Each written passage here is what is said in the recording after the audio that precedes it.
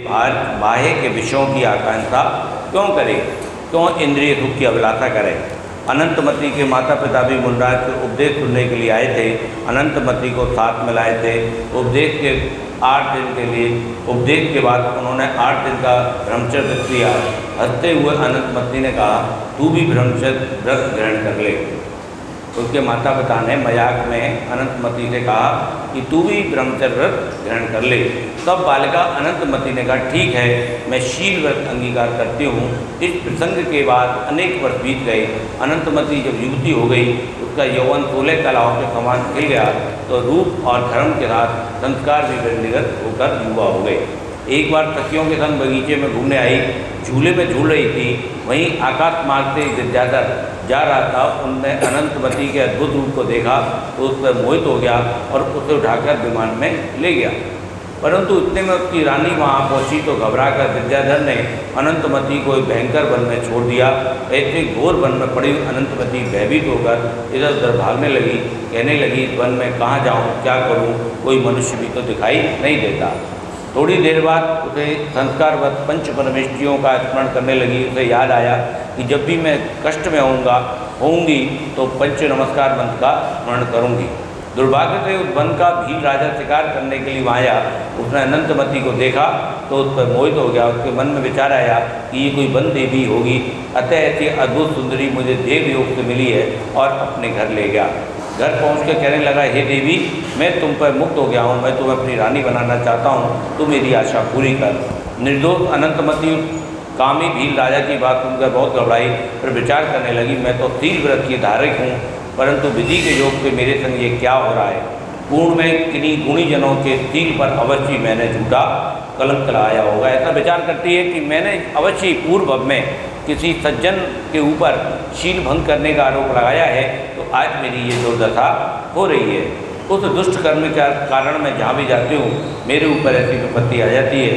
परंतु अब मैंने वीतराग धर्म की शरण ली है, इसके प्रताप से मैं शील व्रत में से नहीं डगमगाऊंगी, भले ही प्राण चले जाए, अपने शील को नहीं छोड़ूंगी।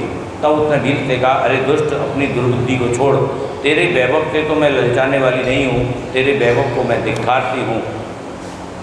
अनंतमती का ये दृढ़ सुनकर भील राजा को गुस्सा आया और उसने उसके संग जबरदस्ती करने का प्रयास किया, लेकिन अचानक आकाश फाड़कर एक महादेवी प्रकट हुई और उसके तेज को दुष्ट भील सहन नहीं कर सका और वे क्षमा याचना करने लगा।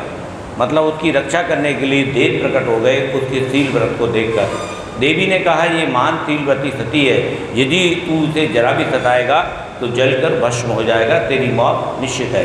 अनंतमती हाथ रखकर उसने कहा, अनंतमती के ऊपर अपना हाथ रख के कहा देवी ने कि हे बेटी, तू धन्य है, तेरे शील को तू निर्वैर है। शीलवती सती को एक बार भी दोष लगाने में कोई भी समर्थ नहीं है। इतना कहकर वो देवी अदृश्य हो गई। भयभीत होकर भील ने अनंतमती को गाँव के सेठ को भेज दिया। अभी उनके संकट खत्म नहीं हुए। पहले उसे विद्याधर ले गया, विद्याधर से बची तो भील ने पकड़ लिया। अब वो डर तो गया, लेकिन उसकी कसाय संकलित परिणाम नहीं हुए तो उन्होंने उसको सेठ को भेज दिया।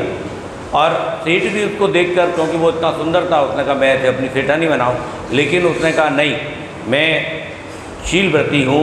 और वो सेठ को समझाने लगी, आप तो मेरे पिता तुल्य हैं। दुष्ट भील के पास से यहाँ आई तो समझने लगी कि मेरे पिता मुझे मिल गए हैं, लेकिन अभी उसके पाप के कर्म छिड़ नहीं हुए, अभी चल रहे हैं, तो आप मुझे मेरे घर पहुंचा देंगे। भले आदमी होकर ऐसी छोटी नीच बातें क्यों करते हो, ये आपको शोभा नहीं देती, इस पाप बुद्धि को छोड़ दीजिए। वो सेठ को समझा रही है कि आप तो मेरे पिता तो लो और इस तरह की नीच बातें कर रहे हो।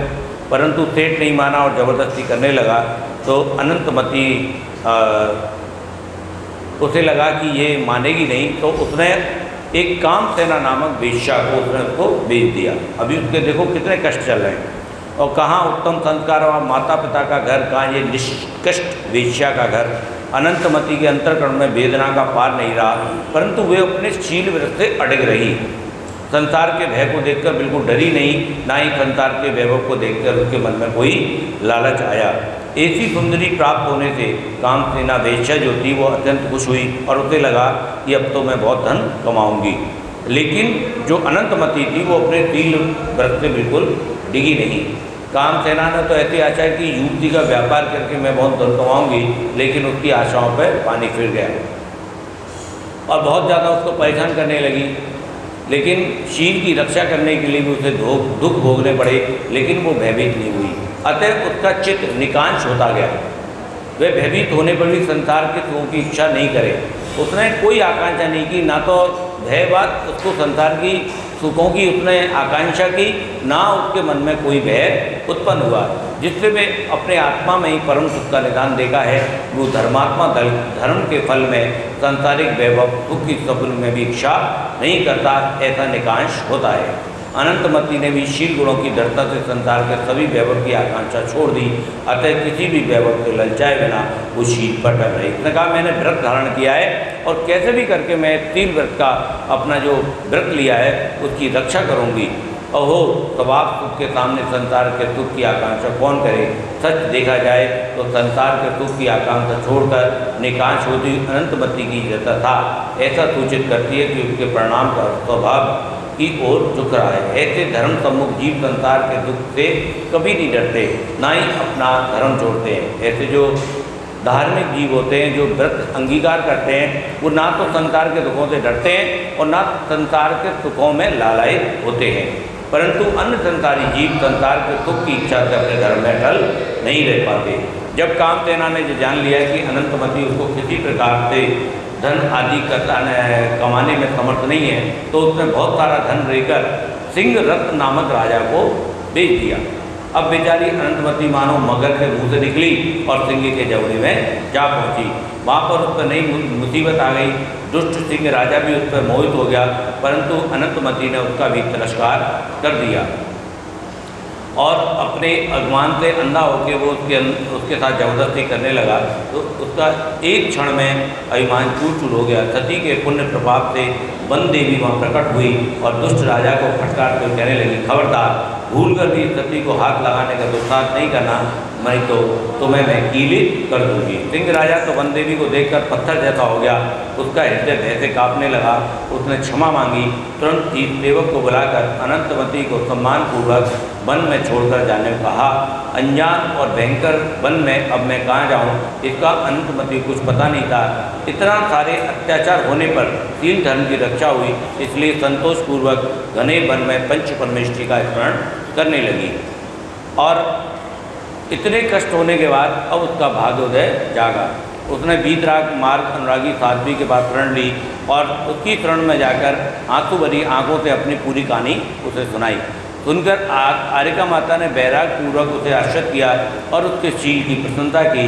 उनके सानिध्य में रहकर अनंतमती शांतिपूर्वक साधना करने लगी।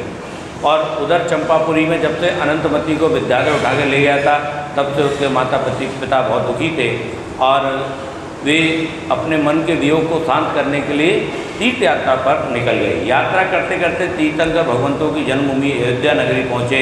वहाँ प्रियदत्त का साला जो जिनदत्त सेठ क्या रहता था, उसके घर आंगन में एक सुंदर रंगोली देखकर प्रियदत्त कहने लगा, हमारी पुत्री अनंतमती भी ऐसी रंगोली बनाया करती थी। और अपनी प्रिय पुत्री की याद आई, आंखों से आंसू बहने लगे। सचमुच रंगोली निकालने वाली कोई और नहीं, स्वयं अनंतमती थी। भोजन करने जब यहाँ आई थी तब उसने ये रंगोली निकाली थी। बाद में वे आर्य संघ में वापस चली गई है। अतः वे संघ में पहुँचे और अपनी बेटी को देखकर बहुत प्रसन्न हुए और उसकी पूरी जब कहानी सुनी तो बहुत दुखी हुए और उनसे कहने लगे, बेटी तुमने बहुत कष्ट भोग लिए हैं, अब चलो हम तुम्हारा विवाह बड़े धूमधाम से रचाएंगे। शादी की बात सुनते ही अनंतमती आश्चर्य प्रगी बोली, पिताजी आप ये क्या करें, मैं तो ब्रह्मचर्य व्रत ले चुकी हूँ और आप तो सब जानते हैं आपने ही मुझे वो व्रत दिलवाया था।